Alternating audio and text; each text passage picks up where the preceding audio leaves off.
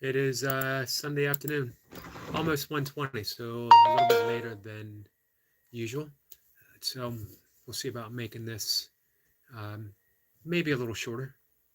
I think yesterday was like 20 minutes or so. And as I mentioned, it all depends on who pops in, how the conversation is going, how everything is flowing, um, and if really I have anything to say. Sometimes I find midway through a conversation, just run out of steam, that I've said everything that really needs to be said, and anything that's going to come after that, I'm just going to keep reiterating um, what was previously said. So, you know, thinking about my reps, my burpee set this morning, and I kind of closed my session with a talk about chasing reps, not chasing reps, um, the mind body connection, the um, meme that we see of an athlete pushing themselves and then saying that, I don't quit when my body tells me to quit. I quit when my mind tells me to. Or is it the other way around? And that's the point, actually. There's no difference between the mind and the body. We like to separate it, and we like to think that we are the mind and we're in charge of the body. But do we have any actual proof of that? Every single person has a time when the body simply stops. And every person has had the moment where the mind gives up. Who knows why? And why spend a lot of time analyzing why? As if it's two separate things, as if your mind um, is something other than the body, or the body is something other than the mind.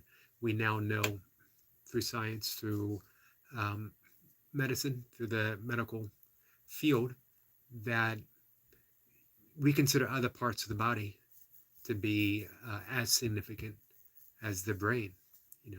The entire um, gut health.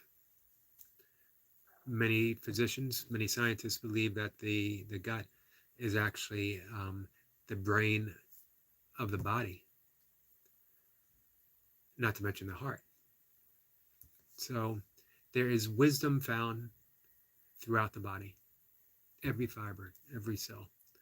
Think about it. Think about the cells communicating with each other. Think about the molecules in communication with the cells, in communication with the atoms, in communication with the particles. And all of that is empty space between all of it. I forget um, the distance between particles. Um, it's like, in comparison, 100,000 football fields in between each particle. The amount of emptiness that we consist of is astonishing. And yet somehow we try to lay claim that there is something solid in the eye that is commanding the body to do such a thing, commanding my body to get one more rep, that I push my body beyond the means that it should go, or whatever. But again, it's a false dichotomy, because the two aren't separate from each other. What I find personally, some days, for whatever reason, everything comes together. Perfect set, perfect race, perfect lift. I don't know why. I'm happy when it does. I'm thankful, grateful when it does. And I literally give thanks. Those are rare moments when everything comes together. Those are rare moments when things might not seem to come together, but for some reason or another, I'm able to step into the role of what seems to be control and bring things to a smooth landing. And then other times, it's obvious that nothing and nobody is in control, and there's just certain chaos going on. And I'm just happy when the session or the race or the training run or whatever is over and done with. When the wheels come off the bus, it is clearly evident that no one is in charge. And of course, neuroscience backs that up now, that there isn't a solid and enduring self found anywhere in the brain, found anywhere in the body. That what we consider the self, whoever that is that gives those orders that we think we're listening to, is just vibrational flux, passing thought. Then it's gone. And then we have another one that replaces it, and another one that replaces that. So if everything is in flux, everything is in motion, everything is moving, then who or what could possibly be in charge? Who or what could possibly demand that we get one more rep or take another step, let alone go another mile? What I found, my own experience, is that sometimes it is best just to let go, just to surrender.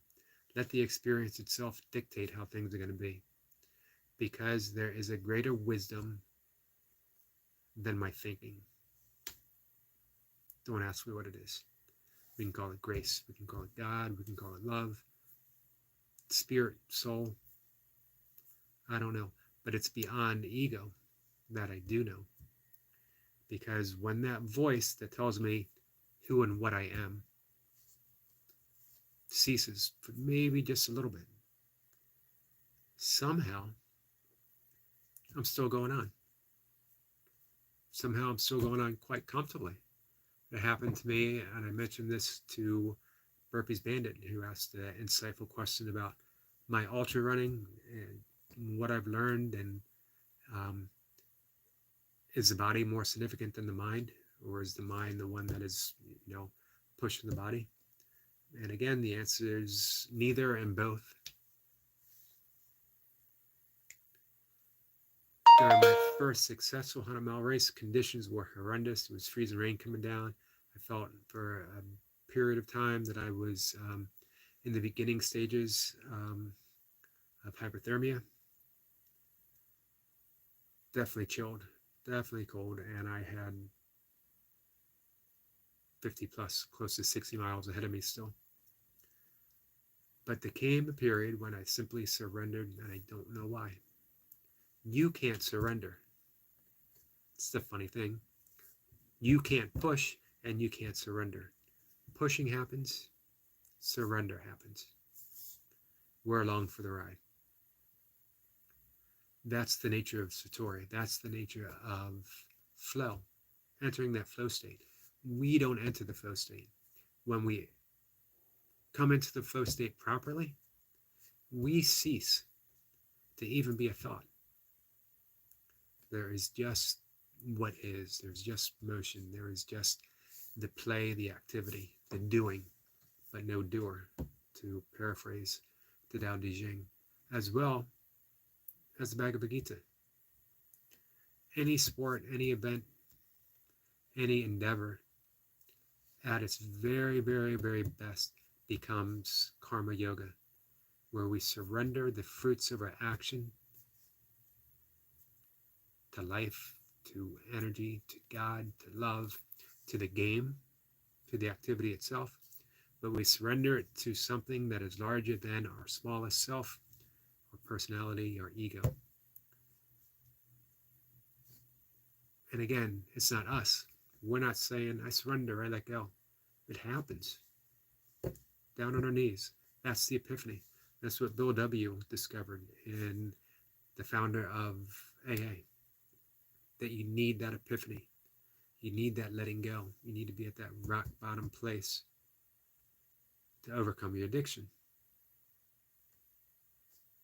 I could quibble with that, as I was in a pretty bad place when I quit drinking, but I had been in worse places.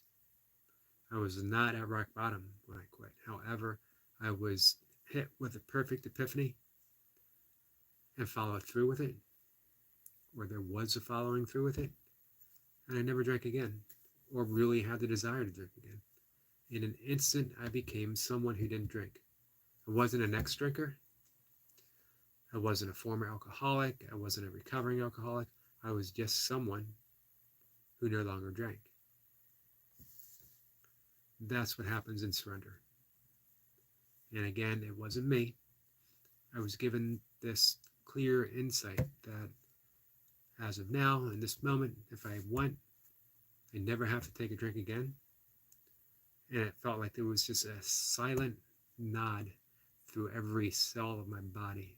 Every particle simply said, okay. And that was it. I was done drinking. Walked away from it.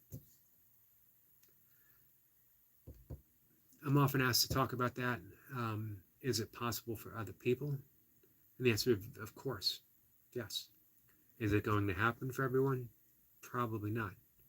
Is there a way to cultivate that? I don't know. Or I should say I don't rightly know. I think so. I think I was led to that moment through my previous years of meditation. Had I not been meditating, maybe it would have happened too.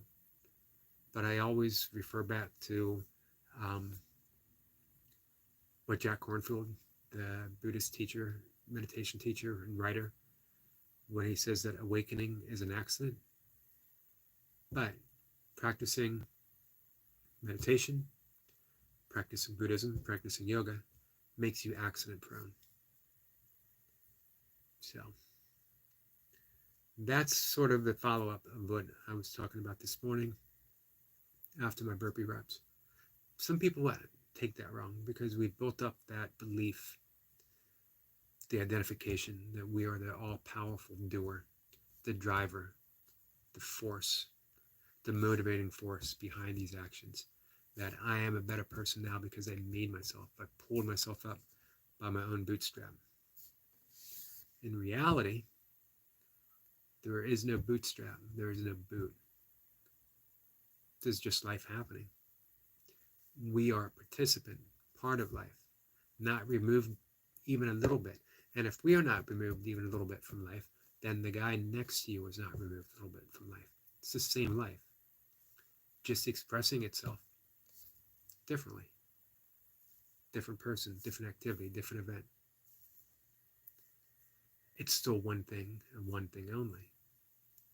So how could it be a me that is pulling myself up by these imaginary boots without the cooperation of the entire universe giving me a hand? Without the universe giving me the strength, the energy, the desire, the thought. Without the universe, without life, giving me the particles, the atoms, the molecules, the cells, the organs and the limbs to do this. I didn't do any of that.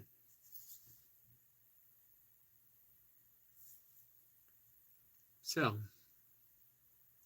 that's my thought on that. I think that we could wrap things up just about now. Otherwise, as I said, there's a good chance I'll just start the entire conversation over again and say the same thing with different words. No one wants that. So let's call it a day. I got my second meditation coming up anyway. A few things to do. So it'll be a good short conversation. Appreciate anyone who finds this and gives it a listen. It's all good either way. Take care, guys. Have a good day.